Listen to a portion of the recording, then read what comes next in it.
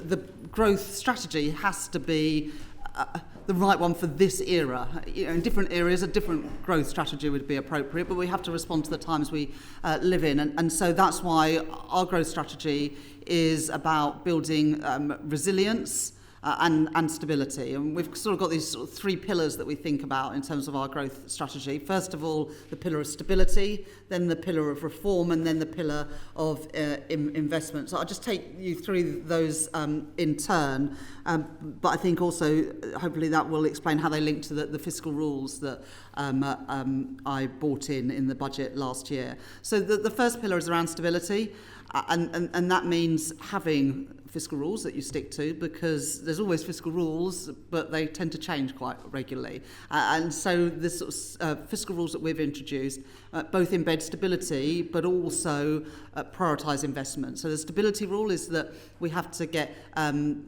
day-to-day spending funded by tax receipts. That's something that hasn't happened for at least a couple of decades. And the second rule is the investment rule, and I'll come on to that in a little bit, but getting debt down as a share of GDP, but subject to that being able to invest in things that improve our productivity performance. So separating out day-to-day and investment spending, because otherwise it's just too easy to squeeze investment spending, which is absolutely essential for delivering that long-term growth. So stability is the first pillar, and it's that stability which has enabled the Bank of England, the MPC, to cut interest rates 4 times in the last year.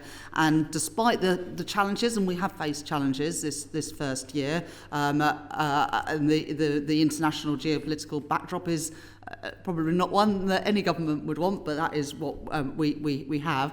But despite that, in the budget, in the spring statement, and in the spending review, we showed that we were able to stick to those fiscal rules, that we had the political courage and strength to stick to those fiscal rules, and we will continue to do so. The second pillar of our growth strategy is around reform, and that reform is really wide-ranging.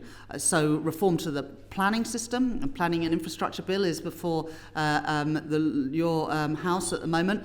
And I would encourage Lords to, when they're looking at that bill, to think about how quickly we can get it signed into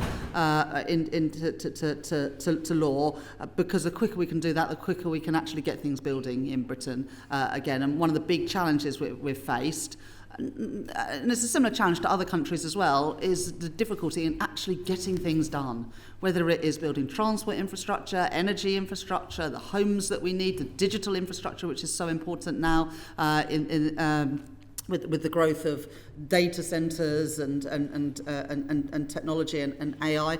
So being able to get things built. So the planning and infrastructure bill is absolutely crucial to that. We've got the pensions reform, which is unlocking long-term patient capital to help grow our economy. The regulatory reform, which you would have seen at Mansion House. You also would have seen from what the Environment Secretary and Sir John Cunliffe have done in terms of water and regulation of the environment. And trade policy is also an important area of reform, where in the first year of this Labour government, we've managed to be the first country to get a trade deal with the US. We have got a reset with our relationship with the European Union. We have agreed a trade deal with India, and we are progressing trade deals with Switzerland, the Republic of Korea, and also the GCC. So that's reform. And then the third part is investment. And investment is a mixture of both public and private. So the fiscal rules that I set out in the budget last year have unlocked an additional £120 billion of capital spending during the course of this Parliament, which is why in the spending review I was able to set out £750 billion of capital spending during the course of this Parliament. And then using financial transactions, particularly through the National Wealth Fund, the British Business Bank, we're also able to unlock further investment in line with those fiscal rules, which now count the assets, the financial assets on the government's balance sheet, not just the liabilities. And that's the right thing to do, and it has enabled us to make decisions like we did today, to come to final investment decision on Sizewell C, which will, when it's built in a decade's time, provide the equivalent of electricity for 6 million homes for 60 years. That is a big achievement, but would not have been possible without those changes in the fiscal rules.